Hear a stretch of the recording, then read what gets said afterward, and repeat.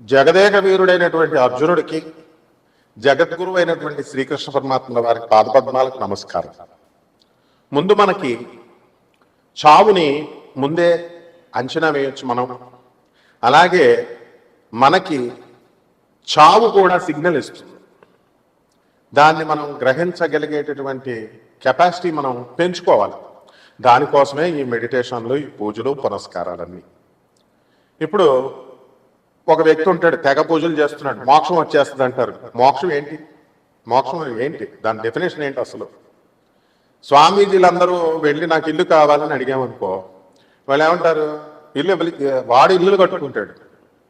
మంత్రగాళ్ళు వీళ్ళు వాళ్ళు ఇల్లులు కట్టుకుంటారు, కానీ మీకు ఇల్లునిచ్చే కెపాసిటీ వాళ్ళకు ఉంటుందా? ఉండదు. అందువల్ల వాళ్ళు ఏం చేస్తారంటే టాపిక్ని డైవర్ట్ చేయడం కోసం పరమాత్మ ఉన్నాడు, మోక్షం కోసం సాధన చేయి, ఇలా డైవర్ట్ చేస్తారు. కాబట్టి మనము జన్మ ఎత్తిన తర్వాత మనకి ఆటోమేటిక్గా మన సాధన మనకి తెలుసు. అదే రమణ మహర్షుల వారు చెప్తారు. భగవాన్ రమణ మహర్షుల వారు తిరునావెల్లిలో ఆయన ఏం చెప్తారంటే, నిన్ను నువ్వు తెలుసుకో అంతే. నిన్ను నువ్వు తెలుసుకున్నావంటే నువ్వు ఎక్కడి నుంచి పుట్టావు, నువ్వు ఇప్పుడు జీవితం జీవిస్తున్నావు, ఎక్కడ చచ్చిన తర్వాత ఎక్కడో పోతున్నావు, దట్స్ ఆల్, మ్యాటర్ క్లోజ్. ఈ ప్రపంచం అంతా నీ వెనక వస్తుంది అంటారు. ఆయన 5వ క్లాస్ చదువుకున్నాడు, అందగాడు కాదు. అయినా సరే ఇప్పటికి కూడా కొన్ని లక్షల మంది విదేశీ భక్తులతో సహా ఎందుకు వెళ్తున్నారు అరుణాచలం? మన రమణ మహర్షి, భగవాన్ రమణ మహర్షుల వారి దర్శనం కోసం. నిజమైన యోగులు ఇలా చెప్తారనమాట. మిగతా వాళ్ళంతా డూప్లికేట్ బాబాలు, డూప్లికేట్ స్వామీజీలు, డూప్లికేట్ మంత్రగాళ్ళు. వీళ్ళు చెప్పేది ఏంటంటే సాధన చేసుకో, మోక్షం వస్తుంది. ఎవరికి కావాలి నీ మోక్షం, ఎవరికి కావాలి నీ సాధన అని అడిగేటటువంటి దమ్ము, ధైర్యం, వివేకత ఈ చెత్త ప్రజలకు ఉండదన్నమాట. కాబట్టి మీకు చావు సిగ్నల్ ఇస్తుంది. అది పురాణాల్లో చెప్పబడింది. ఏ అధ్యాయాల్లో, ఎక్కడ, ఏ పురాణంలో ఉందో కావలసినటువంటి వాడిని నన్ను అడగొచ్చు, నిర్మోహటంగా చెప్తాను. తల్లిదండ్రులకి దూరంగా వెళ్ళిపోతున్నారనుకో, వాళ్ళకి చావు అతి త్వరలో ఉంది అని అర్థం. అంటే పిల్లల్ని బాగా, అంటే అందరూ చూసుకుంటారు, విపరీతంగా చూసుకుంటారు, చూసావు చాలా మంది బాగా. అటువంటి వాళ్ళకి చావు దగ్గరగా ఉంది అనేది ఒక సిగ్నల్. ఎందువలన? Too much is too bad అన్నారు. ఈ ఎక్కువ ఎవరైతే అటాచ్ అయి ఉంటారో వాళ్ళకి దీపం ఉంటుంది చూసారా, ఆరిపోయే ముందు దీపం చాలా పెద్దగా వెలుగుతారు అనమాట, ఎక్కువ వెలుగునిస్తుంది, టపక్మని ఆరిపోతుంది. అంటే మళ్ళీ నేను రాలేను, మళ్ళీ నేను భార్యా పిల్లల్ని చూడలేను అని ఎన్నో రోజుల చచ్చిపోయిన తర్వాత ఆ చూపించే ప్రేమ ఇప్పుడు చూపించేస్తాడు భార్యా పిల్లల మీద. అలాగే తల్లిదండ్రులకు దూరంగా ఎందుకు వెళ్తాడంటే, చిన్న పిల్లాడిని మనం కనుక చూసుకున్నట్లయితే ఆ పిల్లోడిని వదిలి, తల్లిని వదిలి ఆ పిల్లోడు ఉండలేడు చిన్నప్పుడు. మన అందరం కూడా అలా ఒక 2-3 ఇయర్స్ ఉండలేము. ఆ తర్వాత ఏం చేస్తాం? స్లోగా డిటాచ్మెంట్ స్టార్ట్ అవుతుంది. పెళ్ళి అయ్యేసరికి తల్లిదండ్రులను మనం మర్చిపోతూ స్లోగా వస్తాం. అండ్ మన మరణం దగ్గరికి వచ్చినప్పుడు తల్లిదండ్రులను దూరంగా వదిలేస్తాం. ఎందుకంటే అది తట్టుకోలేనటువంటిది తల్లి ఒక్కతే. అలాగే మన తల్లి కనుక ఎవరికైనా సరే అనారోగ్యం చేస్తే ఇమీడియట్ మనం క్యాచ్ చేయగలుగుతాం. ఒక 4 రోజుల తర్వాత మనం మంచాన్ని పడతాం. అలాగే నల్ల కాకి ఎవరింటి మీదకైనా ఎక్కువ సార్లు గోడ మీద వచ్చి వాళ్తున్నా, అరుస్తున్నా, కంటిన్యూస్గా, ఖచ్చితంగా మనకి చావు దగ్గరికి వచ్చినట్టే లెక్క. అలాగే శని, ప్రేతాత్మ, ఈ యొక్క ఈ ఆత్మలన్నీ కూడా పితృదేవత అనమాట ఈ యొక్క కాకి. అలాగే గొడ్లగోప ఇంట్లోకి వచ్చింది అనుకోండి, గ్యారంటీగా ఇంటి యజమాని మీరే పోతారు, మెయిన్ పర్సన్ పోతాడు, సంపాదించేవాడు పోతాడు. అది గొడ్లగోప వస్తే. అలాగే తీతువు పెట్ట అడిస్తే ఫ్యామిలీ పోతారు. యాక్సిడెంట్లో చూడండి, చాలాసార్లు ఒక పెళ్లికి వెళుతూ యాక్సిడెంట్ అవుతుంది. ఎందుకంటే మనం చాలా పెద్ద గొప్పోళ్ళుగా, చాలా ధైర్యస్తులుగా, మనమే చాలా మేధావులుగా ఫీల్ అయిపోతుంటాం. గట్టిగా జ్వరం వస్తే అమ్మే అంటాం ఒక 10 నిమిషాలకే. అదే మంచి బలంగా ఉంటే దేవుడున్నాడా ఏంటండి. మొన్న ఈ మధ్యన కర్ణాటక చెందినటువంటి ఒక వ్యక్తి గురించి, అరే మంత్రాలు లేవు, యంత్రాలు లేవు, భాగేశ్వర్ ధామ్ అని ఒకటి ఉంటుంది, కరోలీ సర్కార్ అని ఉంటాడు. వాడికి బుద్ధి లేదు, చీఫ్ మినిస్టర్లకు బుద్ధి లేదు, ముందు ఎమ్మెల్యేలకు బుద్ధి లేదు, ఎంపీలకు బుద్ధి లేదు. వీళ్ళంతా దేవుణ్ణి వదిలేసి వీళ్ళ దగ్గరికి వెళ్తున్నారనమాట. వీళ్ళే దేవుళ్ళని వీళ్ళ ప్రచారం చేయడం వల్ల, వీళ్ళ దగ్గరికి వెళ్ళడం వల్ల వాళ్ళు నిజంగా దేవుళ్ళ ఫీల్ అయిపోతున్నారు. కాబట్టి అందులో ఎంతో మంచిగా అలాంటివి నడవకూడదురా. ఫోన్ నెంబర్ చూసి పేర్లు చెప్తే ఏంటి లాభం, నీకేంటి లాభం? ఫోన్ నెంబర్ చూసి చెప్తే నీకేమైనా ఇల్లు వస్తుందా, జాబ్ వస్తుందా? లేకపోతే ఫోన్ నెంబర్ అవన్నీ జరిగిపోయినాయి. ఫోన్ నెంబర్ ఇచ్చిన తర్వాత ఆధార్ కార్డుని తీసుకుంటారు వాళ్ళు అనఫిషియల్గా. శివోహం అనేటటువంటి ప్రోగ్రాంలో ఒక వ్యక్తి యొక్క ఇలాంటి లీలలన్నీ బయట 5 నెలల ముందు బయటపడ్డాయి. 5 నెలలే జాగింది వాళ్ళ వ్యాపారం. ఫోన్ నెంబర్ చూసి చెప్పేస్తాడు, పేర్లు, ఫ్యామిలీ మెంబర్స్ అన్నీ కూడా ఆధార్ కార్డులో ఉన్నవన్నీ. There will be a network.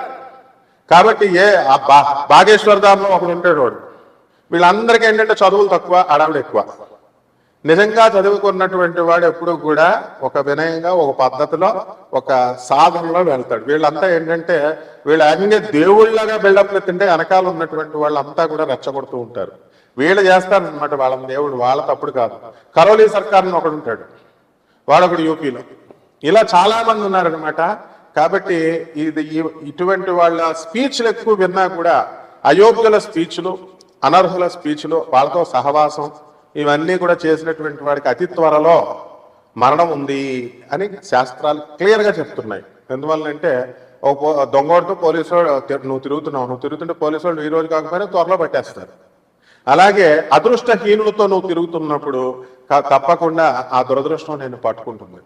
అయోగ్యులు, అశాస్త్రీయ విధానంతో, తర్వాత ఈ యొక్క అవైదిక విధానాలతో ఎవరైతే ప్రచారం చేస్తుంటారో వాళ్ళకి ప్రోత్సహించినటువంటి వాళ్ళు, వాళ్ళతో తిరుగుతున్నటువంటి వాళ్ళు, వీళ్ళందరికీ మృత్యువు దగ్గరగా ఉంది అని. మృత్యువు వచ్చిన తర్వాత అర్థమవుతుంది, ముందేమో అర్థమవుతుంది. మంచిలు చెప్పే వాళ్ళకి ఏమీ కాదు. కాబట్టి ఈ తీతూ పిట్ట అర్జునుడే స్వయంగా చెప్తాడు, కృష్ణ ఈ రోజున తీతూ పిట్ట కనబడింది అంటే ఆ రోజే ఉప పాండవులందరినీ చంపేస్తారనమాట. ఎవరు? అశ్వత్థామ. ఈ విధంగా మనకి ఈ కొన్ని చిహ్నాలు ఉన్నాయి. మరి అవన్నీ కూడా తెలుసుకోవాలి అంటే వినయం ఉండాలా. మీకు ఏమైనా అచ్చున్నాయి నేను చెప్పడానికి? మా గురువుకి శుశ్రూష చేయాలి. శుశ్రూష చేస్తే కొద్దిగా చెప్తారు. అంతేగాని గురువు ఒక ప్రొఫెసర్ చెప్తుంటే ఎవర్రా మీరు అంతా అసలు నాకు చెప్తారు, కామెంట్స్ పెడతారు, స్టూపిడ్ ఫెలోస్. ఎప్పుడైనా సరే, ఎవడైనా సరే క్లాస్ రూమ్ ఇది, వినాలి, విని నేర్చుకోవాలి.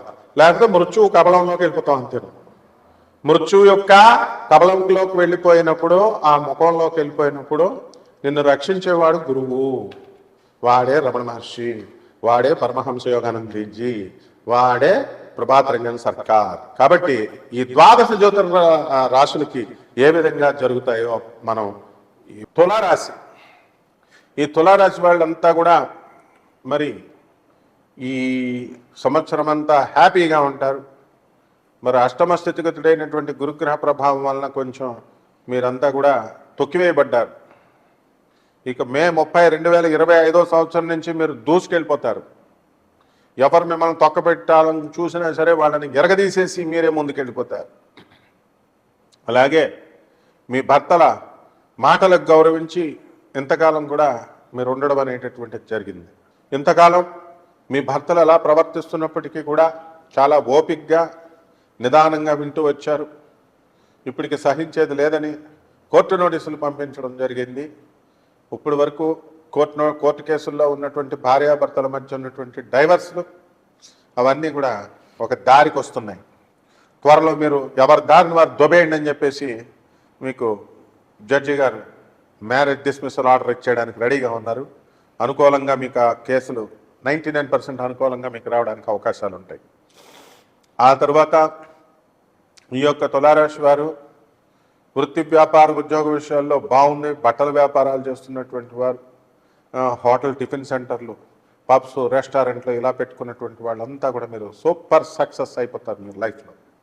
విద్యార్థులు బ్రహ్మాండంగా చదువుతారు మే 30 తర్వాత. ఈ లోపల మే 30 లోపల ఎన్నిసార్లు రాస్తే అన్నిసార్లు ఫెయిల్ అయిపోవడానికి అవకాశాలు ఉన్నాయి. మీరు కూడా ఒళ్ళు వంచి కష్టపడాలా. అంతేగాని వాట్సాప్లో అమ్మాయిలతో చాటింగ్లు, ఫోన్లో చాటింగ్లు, ఎవరో సిద్ధాంతి చెప్పాడు కదా అని చెప్పేసి ఆవులకు రొట్లు, ఈ అన్ని గడ్డి, గోసేవ, ఈ పరిహారాలు చేస్తే సరిపోదు. అలాగే ఒక పనికి మాలినోడు మొత్తం జ్యోతిష్కులంతా కూడా మా దగ్గరికి వచ్చేస్తున్నారు, మరి అంతా కూడా నేను హిప్నటైజ్ చేసేస్తున్నాను, మీకు మరుగుమంది ఇచ్చేస్తాను అంటే మీ మరుగుమందు తీసేసుకుంటే మార్కులు రావునైనా మీ లవర్స్ మీ దగ్గరికి రారు. ఇలాంటి సొల్లుగాళ్ళు చాలామంది ఉంటారు. ఇలాంటి విషయాలు ఏం వినకండి, హ్యాపీగా చదువుకోండి. కాబట్టి ఇటువంటి తులారాశి వారంతా కూడా స్త్రీలకు కూడా మనశ్శాంతి అనేటటువంటిది లభిస్తుంది. సొల్లుగాళ్ళ దగ్గర నుంచి మిమ్మల్ని మీరు రక్షించుకోండి, అప్పుడు మీ సక్సెస్ అనేటటువంటిది మీకు వస్తుంది. ప్రాక్టికల్గా ఉండండి. ఇక పరిహారాల దగ్గరికి వచ్చేసరికి ఈ తులారాశి వారందరికీ కూడా మీరు ఏం చేయాలా, గురు జపం చేసుకోండి, గురు స్తోత్రాలు చదవండి. గురువుకి మనం కిలోం పావు ఏమివ్వాలండి, శనగల్ని ఇవ్వాలా. శనగల్నిచ్చి మీరు చక్కగా పసుపు రంగు వస్త్రాలు ఇచ్చి పేద బ్రాహ్మణులకి మనం గురువారం నాడు తెల్లవారుజాము 3 గంటలకు ఇవ్వాలి. మీరు పంతులు గారి ఇంటికి వెళ్ళిపోండి, పంతులు గారు రానన్నాడు అనుకో, తెల్లవారుజాము 3 గంటలకి ఎత్తుకొచ్చేయండి ఆయన్ని, లేదా వాళ్ళ ఇంట్లో పడుకోండి. వాళ్ళ ఇంట్లో పడుకొని పంతులు గారిని మీ ఇంట్లో పడుకోబెట్టుకోండి, లేక తెల్లవారుజాము 3 గంటలకు దానం ఇచ్చి డబ్బులు ఇచ్చి పంపించండి. ఈ విధంగా కనుక చేసినట్లయితే బ్రహ్మాండంగా ఈ తులారాశి వాళ్ళందరికీ ఉంటుంది. శుభమస్తు.